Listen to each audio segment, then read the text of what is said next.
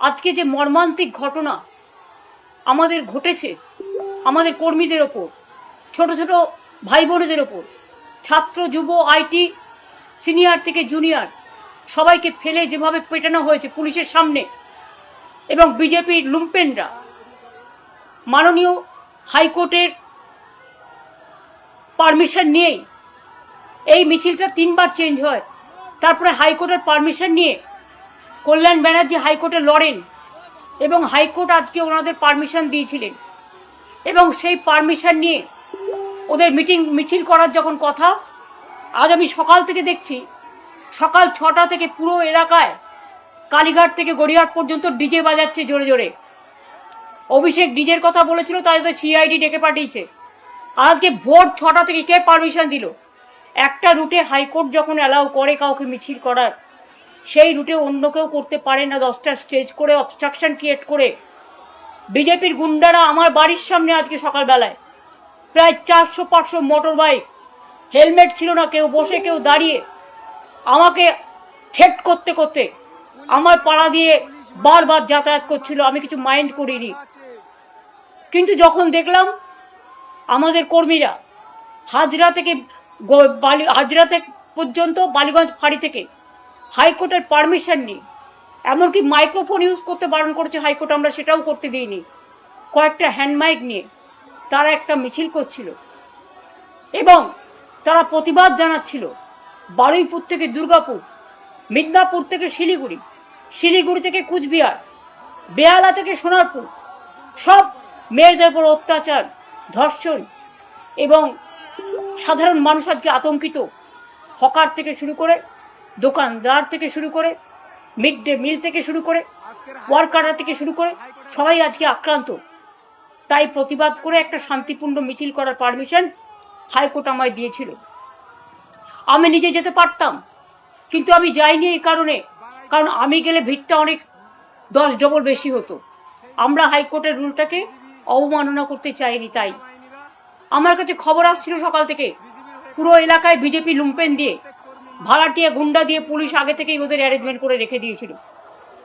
যে পুলিশ ধর্ষণ রুখতে পারে না, নির্যাতন রুখতে পারে না, হত্যা রুখতে পারে না, খুন রুখতে পারে না, সব রাজনৈতিক দলের ওপর যে অত্যাচার চালাচ্ছে, বাংলাটা পুরো ললেসনেস হয়ে গেছে আর শুধু ধমক চমকের রাজনীতি চলছে।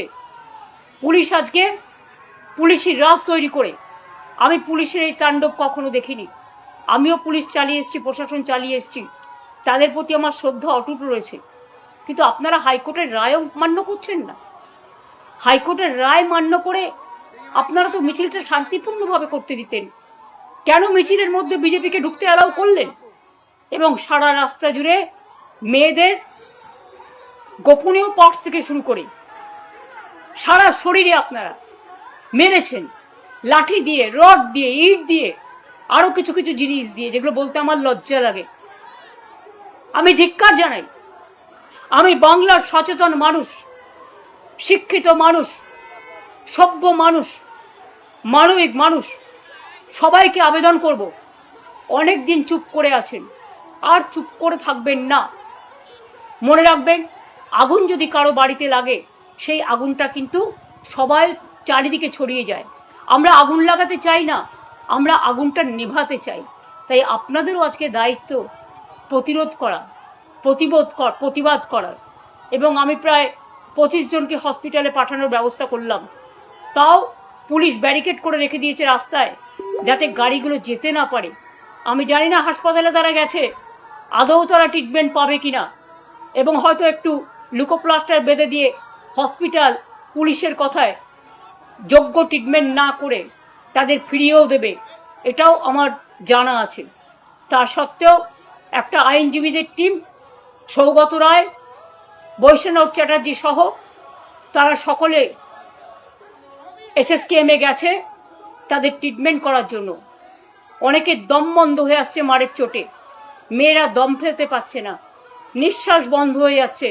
আমি কমসে কম 20-25 জনের মাথায় রক্ত ঝরতে দেখেছি। এবং যখন শুনলাম মেয়েদের আটকে বিজেপি হাজরায় পেটাচ্ছে, আমি নিজে বাড়ি থেকে বেরিয়ে যাচ্ছিলাম। আমি জাস্ট একটুখানি যাওয়ার পরে দেখছি তারা আসছে আহত অবস্থায়, আমাদের কর্মীরা তাদের উদ্ধার করেছে, পুলিশ করেনি। এবং পুলিশের এই নির্লিপ্ত ভূমিকা, আমি জানি না আইনের শাসন যদি আপনারা রক্ষা করতে না পারেন, মনে রাখবেন কিছু ক্ষতি হলে দোষটা কিন্তু আপনাদের ওপর দিয়ে রাজনৈতিক নেতারা ছেড়ে দেবে সবটা আপনাদের ঘাড়ে। তখন কিন্তু আপনাদের এটা ফেস করতে হবে। আমার হাত জোর করে আবেদন থাকবে প্রশাসনের কাছে, প্লিজ একপক্ষ না হয়ে নিরপেক্ষ থাকুন। মা বোনেদের অত্যাচারের হাত থেকে বাঁচান, হকারদের বাঁচান, বেকারদের বাঁচান, গ্রাম বাংলাকে বাঁচান, কলকাতাকে বাঁচান। আর অত্যাচার, আর অনাচার, আর ব্যভিচার আমরা গত 2 মাস ধরে লক্ষ্য করছি।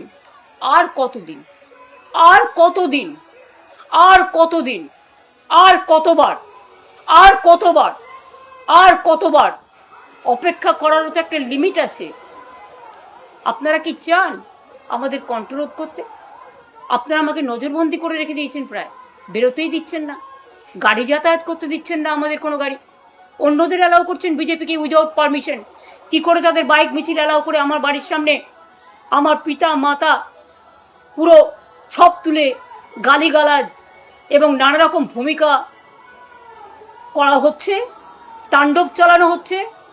আর আপনারা স্পেশাল ব্রাঞ্চের লোকেরা আনঅফিসিয়ালি তাদের অ্যালাউ করছেন, লোকাল পুলিশ অ্যালাউ করছেন। আমার অনুরোধ থাকবে, প্লিজ এগুলো করবেন না। এতে ফল কিন্তু বিপরীত হচ্ছে। মানুষ কিন্তু প্রতিবাদ করবে। বারুইপুরের যারা প্রতিবাদ করেছিল সেই প্রতিবাদীদের 50 জনকে আপনারা কাল অ্যারেস্ট করেছেন।